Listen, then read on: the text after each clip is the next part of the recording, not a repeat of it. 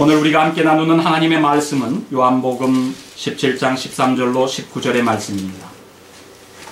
이제 나는 아버지께로 갑니다. 내가 세상에서 이것을 아뢰는 것은 내 기쁨이 그들 속에 차고 넘치게 하려는 것입니다. 나는 그들에게 아버지의 말씀을 주었는데 세상은 그들을 미워하였습니다. 그것은 내가 세상에 속하여 있지 않은 것과 같이 그들도 세상에 속하여 있지 않기 때문입니다.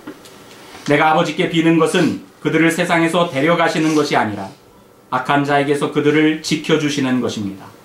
내가 세상에 속하지 않은 것과 같이 그들도 세상에 속하지 않았습니다. 진리로 그들을 거룩하게 하여 주십시오. 아버지의 말씀은 진리입니다. 아버지께서 나를 세상에 보내신 것과 같이 나도 그들을 세상으로 보냈습니다.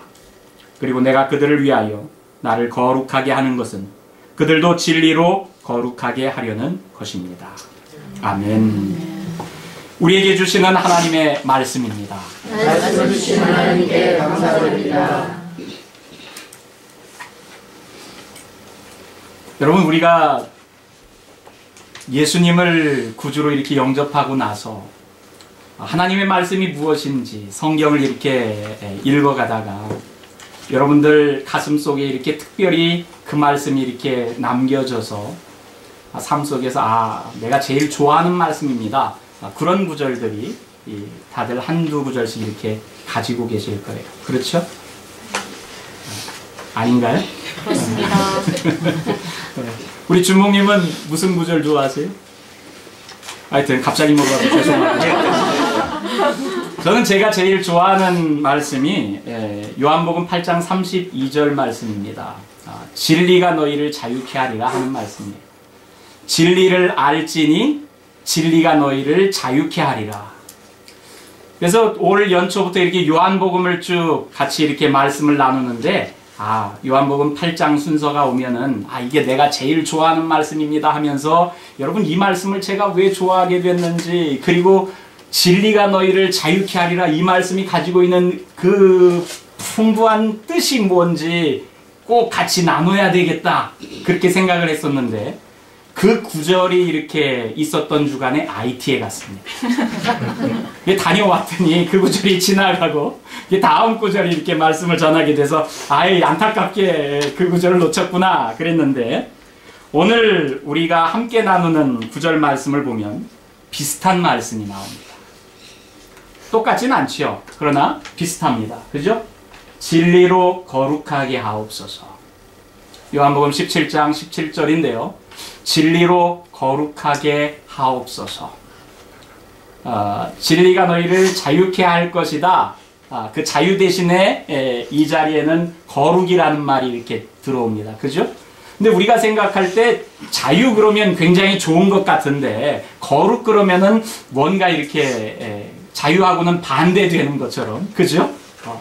자유는 내 마음대로 하는 것이 자유고 거룩은 뭔가 이렇게 하나님께 붙들려 가지고 내 마음대로 못하는 게 거룩인 것 같고 반대 같은데, 사실은 같은 맥락의 말입니다. 진리가 너희를 자유케 한다는 말이나 주님, 내 제자들을 주님께서 진리로 거룩하게 해주십시오 하는 이 말씀이나 여러분 같은 의미를 담고 있는 말씀인 줄로 아시고 같이 말씀을 나눌 수 있길 바랍니다. 여러분, 요한복음에는 진리라는 말이 많이 나옵니다. 요즘에는 뭐 이렇게 그 컴퓨터에서 말씀 이렇게 구절 찾느냐고 진리 이렇게 치면은 성경 뭐 프로그램 같은 거, 또 인터넷에도 많이 있죠. 온라인 성경 같은 진리를 치면 진리가 들어가 있는 성경 구절이 쭉 나옵니다. 그죠? 요한복음에 그 쭉 들어가 있는 구절들을 세보니까 진리라는 말이 있는 게 17차례나 나와요. 성경 전체에 걸쳐서는 100몇 차례 이렇게 나오더라고요. 110 몇 차례 이렇게 나오는데, 근데 그 중에서 요한복음에만 17차례가 나와요.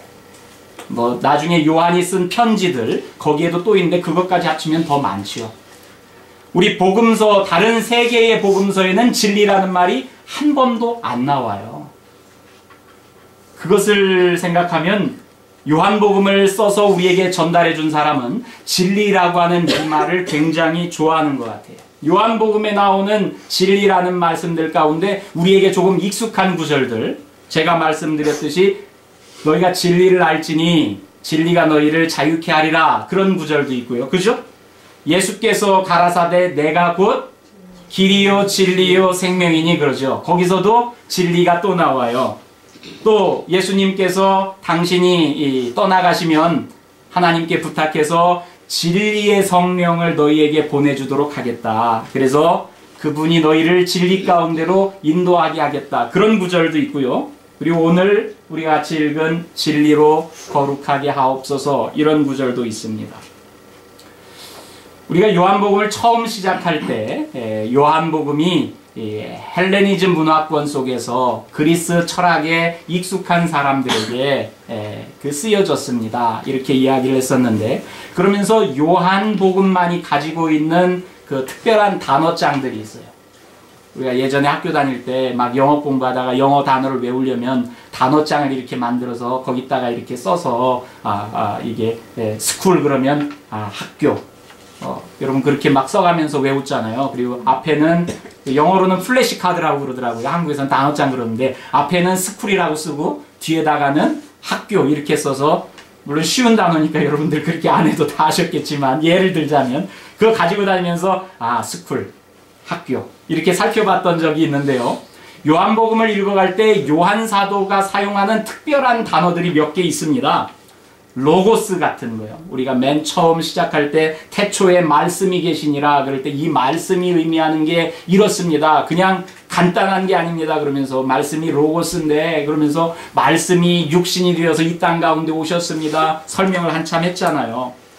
또 요한복음에서는 하나님 나라라는, 여러분 마가복음에서 우리가 같이 이렇게 공부했던 그 말씀 대신에 생명이라는 말을 많이 씁니다. 그죠? 그래서 영원한 생명 이렇게 이야기하면서 영생이라는 말을 요한 사도는 하나님 나라 대신에 더 많이 이렇게 사용했었고, 구원 이런 말 대신에 거듭난다, 다시 태어난다, 중생 이런 말을 했죠. 그래서 거듭난다는 말은 다시 태어난다는 말이 아니라 사실 원래 의미가 위에서부터 태어난다, 하나님에게로부터 태어난 사람, 이런 의미가 또 이렇게 중생 그런 말이라고 그랬어요.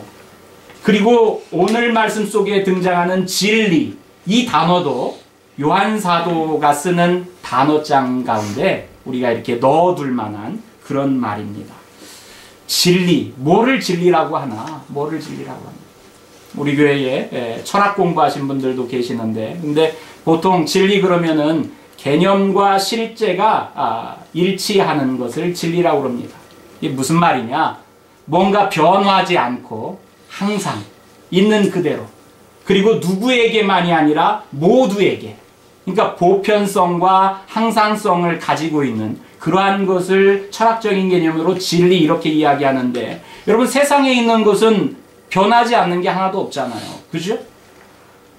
여러분 예전에 그 사진들을 보면 내가 젊었을 땐 이렇게 예뻤는데, 근데 지금 거울 보면 변했잖아요. 그죠? 우리의 모습이 이렇게 변해가. 모습만 변합니까? 우리 마음도 내가 내 마음 변치 않을게 그랬는데 여러분 작심삼일이라고 늘 마음도 변해가요. 우리 외모도 마음도. 여러분 세상도 변해가잖아요. 여러분 어쩌다가 한국에 한번 들어가면 뭐 10년 5년 이렇게 지나고서 한국을 가면 강산이 변했어, 강도 변하고 산도 변하고, 그죠? 변하지 않는 게 세상에는 아무것도 없어요. 그러니까 진리라고 이야기할 만한 게 세상에는 아무것도 없습니다. 모든 사람이 다 같이 인정할 수 있고 변하지 않는 것, 그것을 우리가 진리라고 이야기하는데 세상에는 그런 게 없어. 근데 요한 사도가 우리에게 알려줄 때 진리, 여러분 이거는 우리들에게 속한 게 아니라 하나님에게 속해 있는 겁니다. 하나님의 속성 가운데 있는 것. 하나님은 변하지 않잖아요. 그분은 시종 여일하신 분, 처음과 끝이 같으신 분, 이렇게 이야기하지 않습니까? 하나님의 속성 가운데 우리가 이야기할 수 있는 것 가운데 하나가 진리인데, 지금 예수님이 진리로 거룩하게 하옵소서 이 말을 할 때 여기서 우리가 염두에 둘 게 진리라는 말이 뭘까? 또 한 가지는 거룩하게 한다는 말이 뭘까? 두 가지를 여러분 오늘 우리가 말씀 나누는 가운데 여러분들 그 염두에 두고 같이 들을 수 있기를 바랍니다. 늘 여러분들에게 말씀드리지만 성경을 더 잘 읽으려면, 그리고 말씀을 우리가 읽어갈 때 더 잘 이해하려면 맥락 가운데서 말씀을 읽어야 된다 그랬어요. 내가 좋아하는 구절이라고 한 구절 똑 따다가, 아까 제가 좋아하는 구절입니다 그래서는 진리가 너희를 자유케 하리라, 하나님이 나에게 자유를 주어서 내가 뭐든지 해도 되는구나, 이렇게 생각하고 그 말씀을 좋아한다 그러면은 착각이지요. 우리를 자유케 한다, 그 말이 무슨 말인지를 알려면 그 8장 가운데서 그 말이 있었는데, 요한복음 8장을 앞에서부터 뒤까지 그 말 전후에서 이렇게 살펴봐야 그 말의 본래의 의미를 알 수 있다고 그랬어요. 마찬가지입니다. 여러분, 진리로 거룩하게 하옵소서, 이 말씀도 요한복음 17장 17절에 있는데 이 구절만 따서 이야기하는 게 아니라 17장 전체 말씀을 읽어가면서 왜 이런 말씀을 우리에게 주셨지? 그걸 알아야 말씀을 제대로 이해할 수 있고 우리가 오해하지 않습니다. 내가 읽고 싶은 대로, 내가 생각하고 싶은 대로 성경을 이해하는 것이 아니라 하나님이 우리에게 주시는 말씀을 있는 그대로 이해하려면 여러분, 말씀을 있는 그대로 읽어가는 연습을 해야 합니다. 이단들이 왜 생깁니까? 여러분, 성경 구절을 가지고 이단들이 생기는 거예요. 성경에 없는 이야기를 하는 게 아닙니다.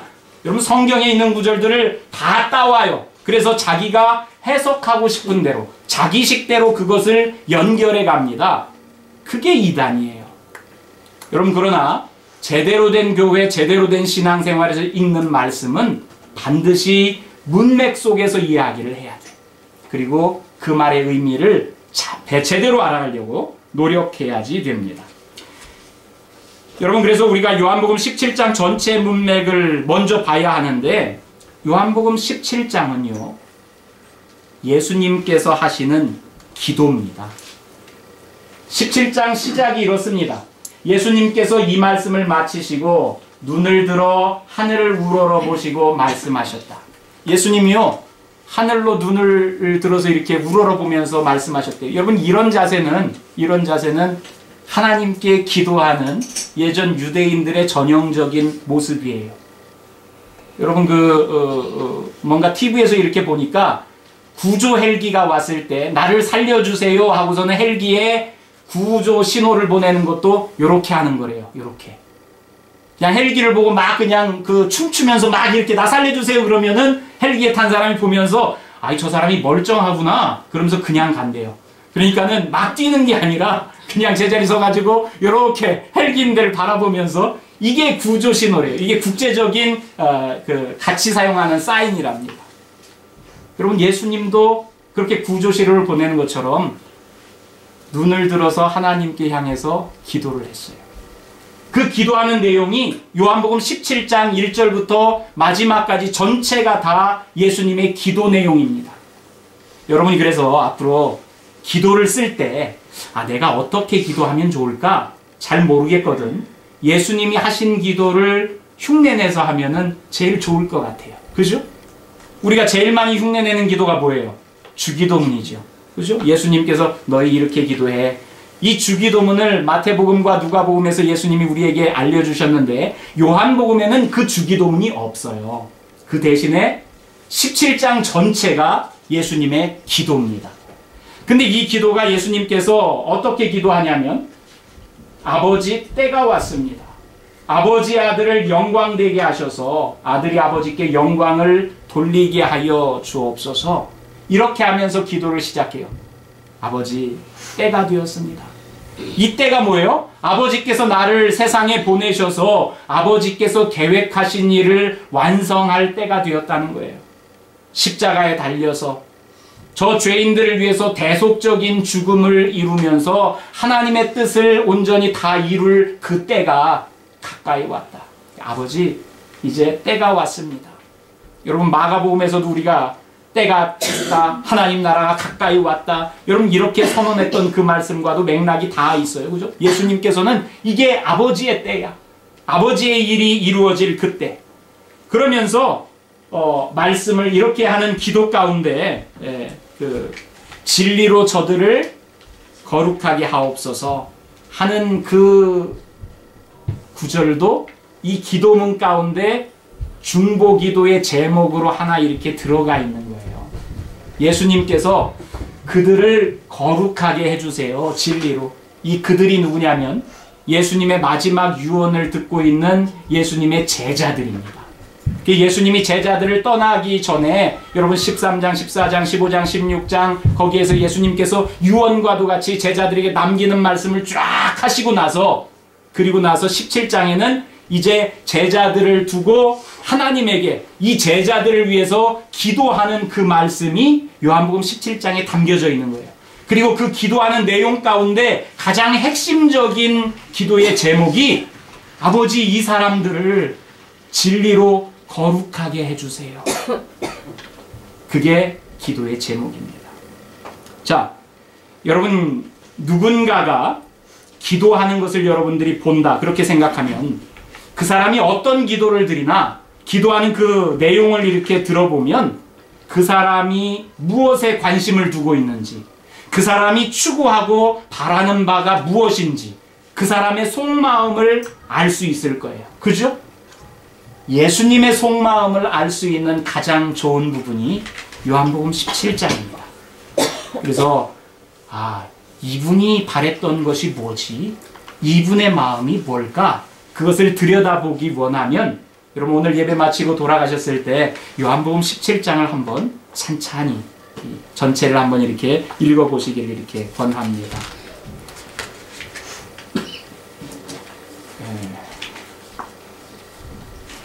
자, 그래서 이제 주님께서 이렇게 기도를 하시는데 그 기도하는 내용 가운데 보면 처음 부분에 이런 말씀들이 있습니다.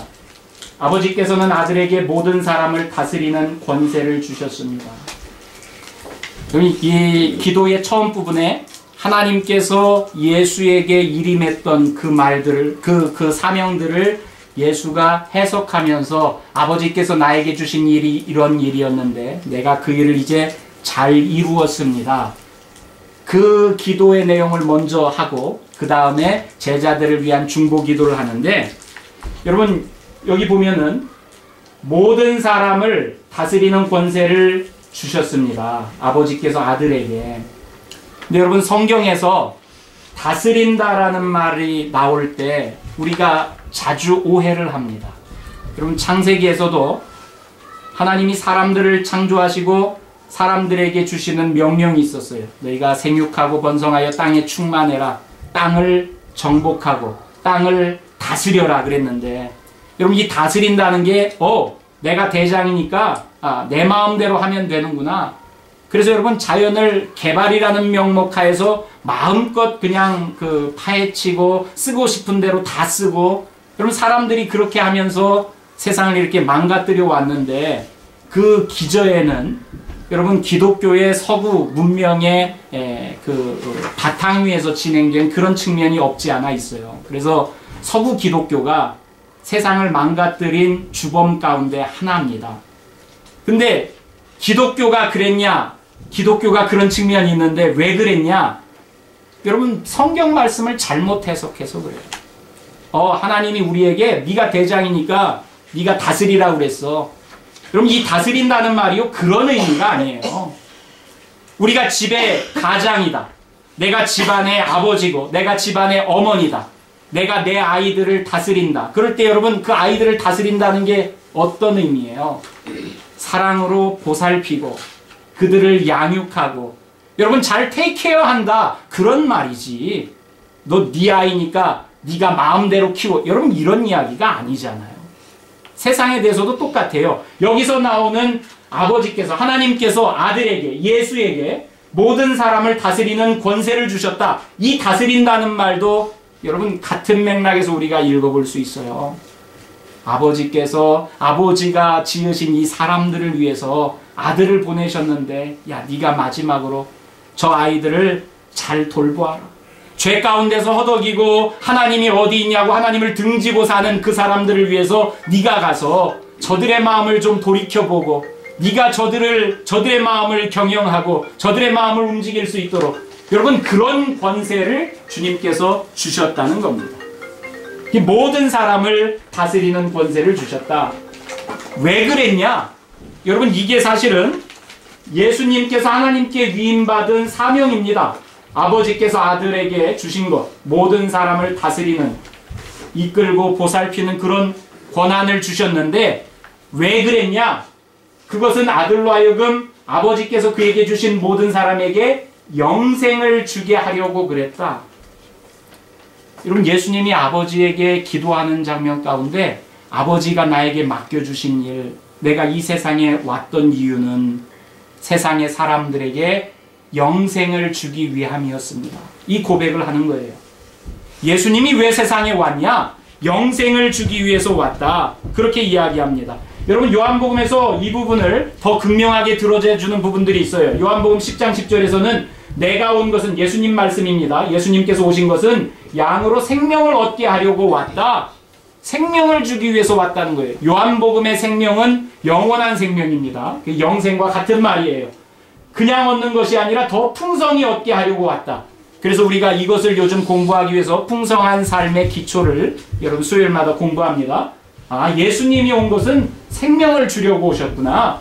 또 요한복음 20장에는 요한복음을 기록한 이유를 요한 사도가 우리에게 알려주는데, 너희로 예수께서 하나님의 아들 그리스도이심을 믿게 하려고 하고 또 너희로 믿고 그 이름을 힘입어서 생명을 얻게 하려고 요한복음을 기록했다. 복음서를 쓴 이유도 그것을 읽는 사람들에게 생명을 주게끔 하기 위해서 그 책을 씁니다. 예수님이 오신 것도 생명을 주기 위함이고, 그 예수님의 이야기를 기록해서 우리에게 전해주는 것도 생명을 얻도록 하기 위함이에요.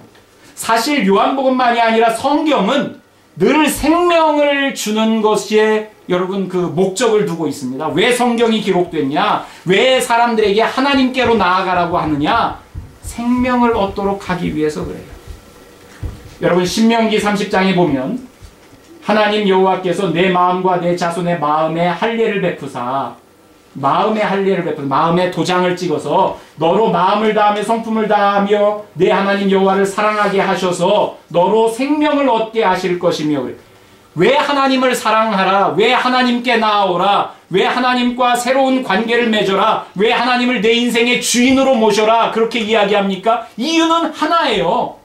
생명을 얻게 하려고, 너 살게 하려고, 너 어떻게 하면 살 수 있는지 알려주려고. 네가 죽어가는 게 아니라 그냥 있으면 다 죽어가는데 그 죽어가는 데서 구해내서 생명을 주려고 하는 것이 성경의 목표입니다.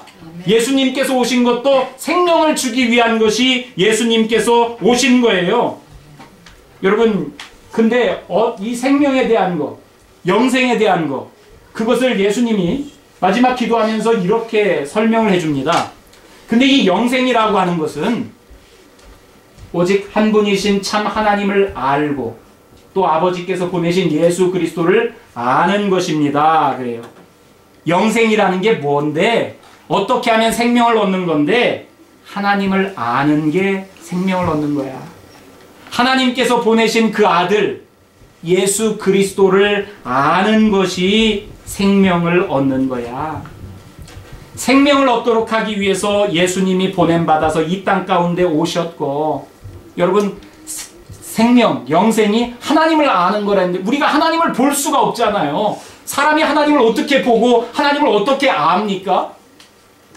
하나님이 우리 눈에 보이는 분도 아니고 우리의 뭐 생각 체계나 우리의 안테나에 이렇게 딱 잡히는 분도 아니고 우리보다 무한히 크신 분인데 그 하나님을 우리가 알 수 있는 도리가 없으니까 하나님을 보여주려고 우리들에게 오신 분, 그분이 예수님이에요. 아버지께서 당신을, 내 마음을 도무지 쟤들이 모른다. 쟤들이 저러면 죽어지고 마는데 내 마음을 좀 알았으면 좋겠는데. 그래서 여러분, 삼위일체 하나님께서 함께 계시다가 내 마음을 좀 알 수 있도록 우리들 가운데 누가 저 세상에 내려갔으면 좋겠는데.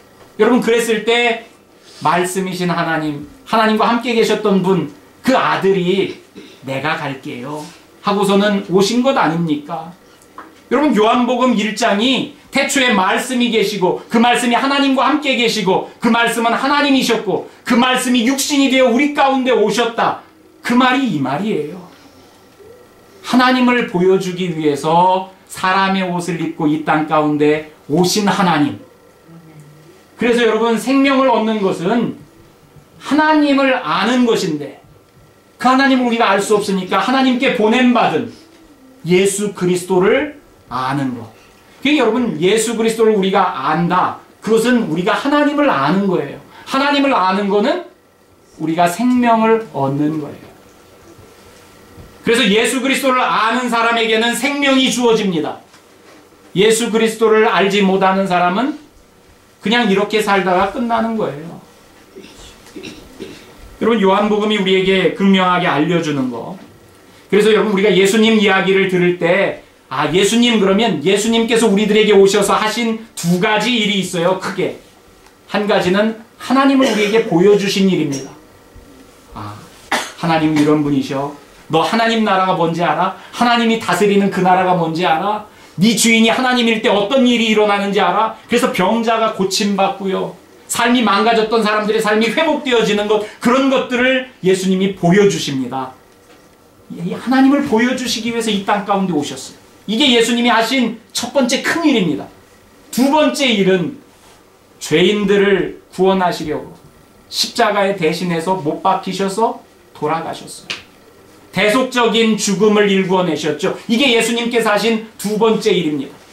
그런데 여러분, 오늘날 교회가 예수님의 십자가 사건은 굉장히 많이 강조를 하고 그게 복음입니다 하면서 알려주는데, 하나님을 보여주기 위해서 이 땅 가운데 오신 예수님을 아는 것에 대해서는 등한이에요.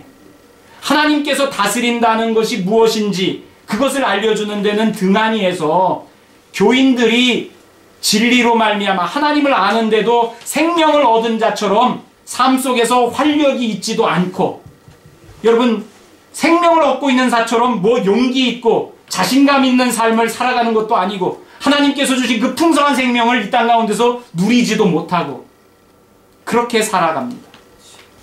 예수님께서 마지막으로 당부하면서 하시는 말씀들 속에 우리가 잘 이해하면 예수 그리스도를 안다는 것이 이렇게 놀라운 일이구나 하는 것을 여러분들이 알 수 있어요.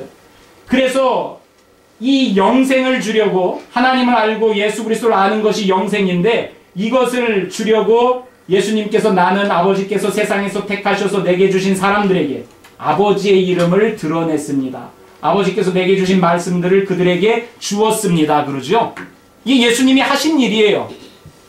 사람들에게 영생을 주려고 아버지를 보여주기 위해서 이 땅 가운데 와서 아버지의 이름을 내가 드러냈습니다. 아버지께서 주신 말씀들을 내가 가르치고 전했습니다. 이게 예수님께서 하신 일이지요. 이런 일들을 아버지 내가 다 했습니다 그러면서 이제 자기의 제자들, 남겨질 제자들을 위해서 하나님께 중보기도 합니다. 그들은 그 말씀을 받아들였습니다. 이 말씀을 받아들인 사람들이 예수님의 제자들이에요. 누가 예수님의 제자입니까? 예수님의 말씀을 듣고 받아들이는 사람이 제자들입니다. 오늘날의 제자도 마찬가지지요. 여러분, 지난번에 팬입니까? 제자입니까? 이야기했잖아요. 말씀을 받아들여서 그 말씀을 내 토대로, 삶의 토대로 삼아서 살아가는 사람들이 제자들이죠. 자, 그 말씀을 받아들인 사람들이 있어요. 이 사람들이 제자들인데, 이 사람들은 내가 아버지께로부터 온 것을 알았고 아버지께서 나를 보내신 것을 믿었습니다. 그 예수를 믿는 사람들, 이 사람들이 제자들인데, 예수님이 지금 그들을 위해서 뭐라 그래요? 나는 그들을 위하여 빕니다. 아버지께서 내게 주신 내 제자들을 위해서 빕니다. 예수님의 중보기도예요.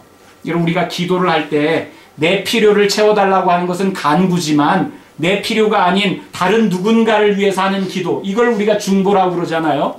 여러분, 신앙의 연륜이 깊어지고 신앙심이 좋은 사람일수록 자기에 대한 기도가 아니라 중보 기도를 많이 하지요.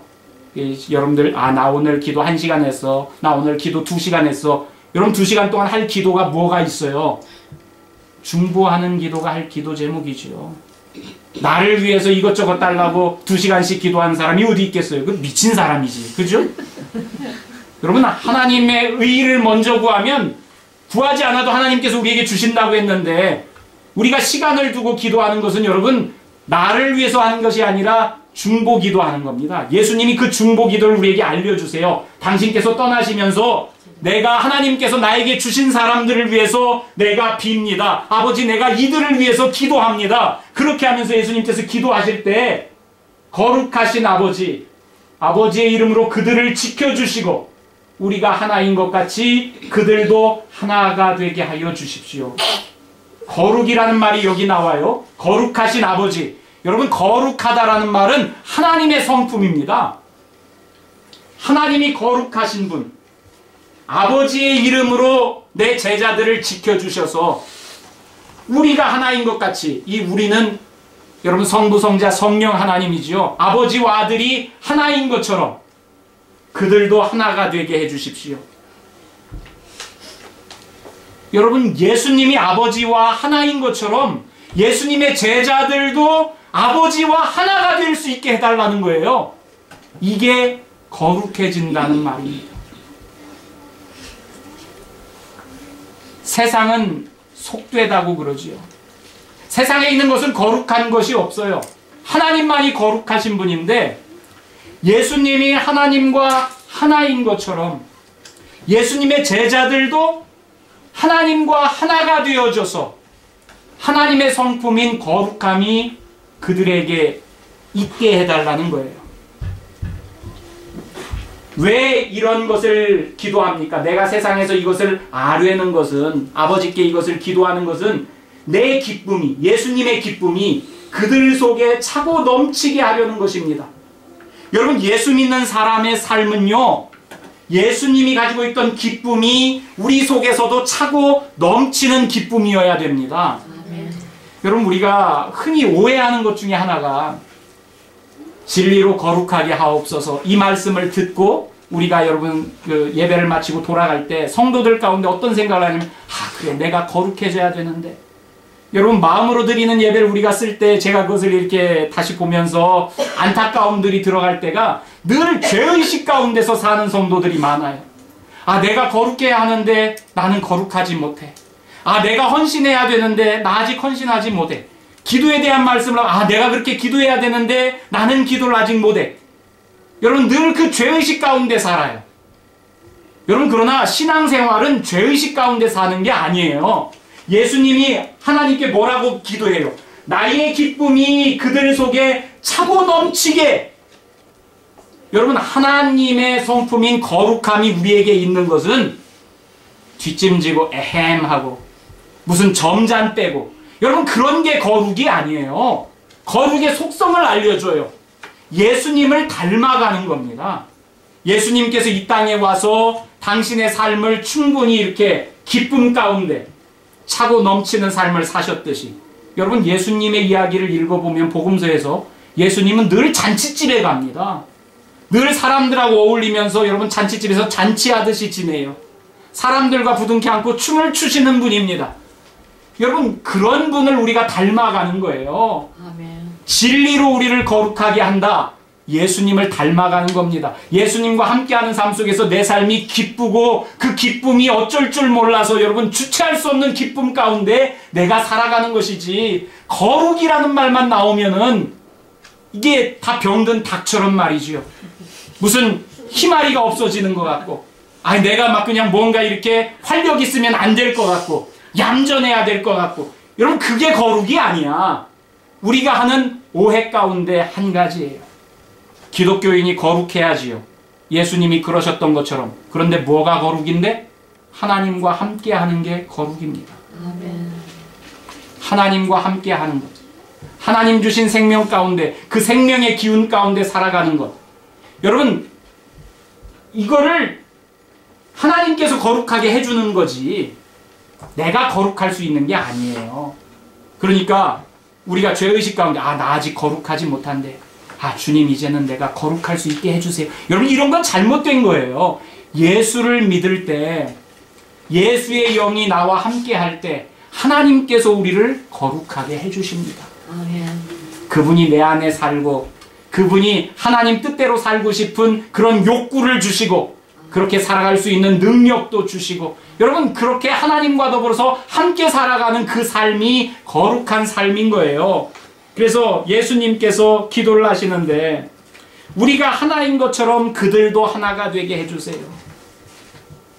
여러분 내가 예수님과 하나 되기 위해서 노력하는 것.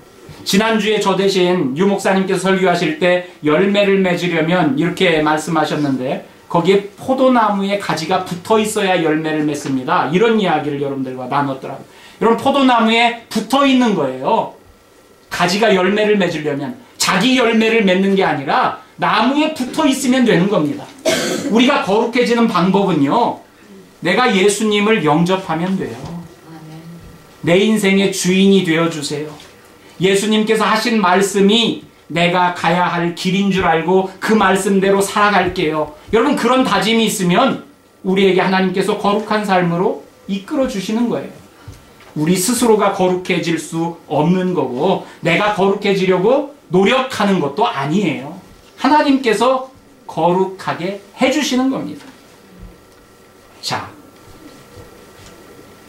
또 예수님께서 이런 말씀을 덧붙여 주십니다. 나는 이 사람들을 위해서만 비는 것이 아니고 지금 같이 있는 제자들만을 위해서 비는 게 아니고 이 사람들의 말을 듣고 나를 믿는 사람들을 위해서도 빕니다. 여기 참 놀라운 거지요. 예수님이 같이 있는 제자들에게만 이 기도를 한 게 아니라 그 제자들이 이제 예수님의 이야기를 전할 텐데 그 이야기를 전해 듣고서 예수를 믿는 사람들에게도 똑같은 기도를 예수님이 해줘요. 이게 2000년 동안 이어온 거지요. 오늘날 우리들에게까지.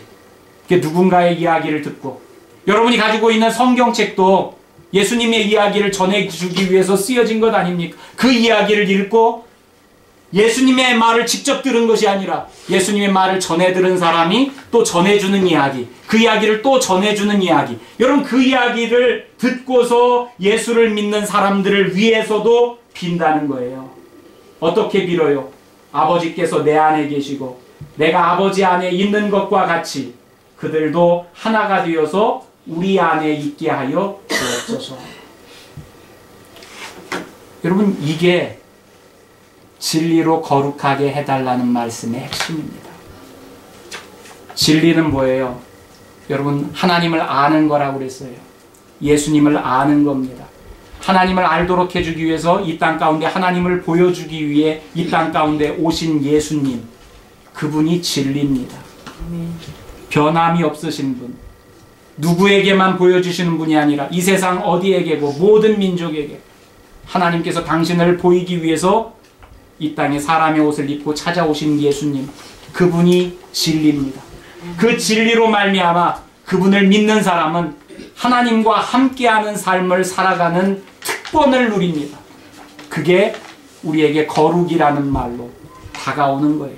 거룩은 하나님과 함께하는 삶입니다. 예수를 주인으로 모실 때 우리의 삶이 거룩해집니다. 내가 하는 게 아닙니다.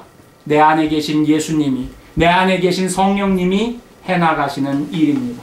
이제 예수 그리스도를 모시고 거룩한 삶을 향해 나아가는 저와 여러분들 되시기를 주님의 이름으로 축원합니다. 하나님